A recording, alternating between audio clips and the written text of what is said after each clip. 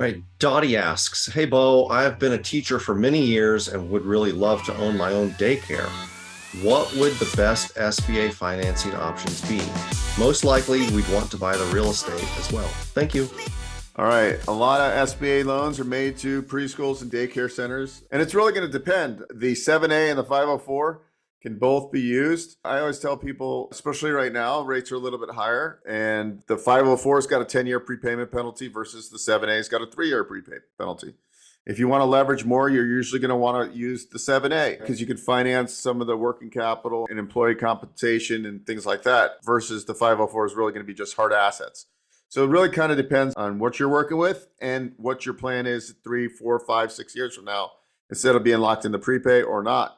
The 504, typically cost of capital is a little bit cheaper, but it does have more upfront costs. So it's yin and yang on these type of things. So really every deal is unique. And so what I like to do is just figure out the deal itself, the borrower, because sometimes the sponsor, the borrower, isn't super strong. So sometimes the 7A is more advantageous because there's only one underwriting process with the 7A. We go direct to the bank. It doesn't have to be shipped off to SBA to be underwritten.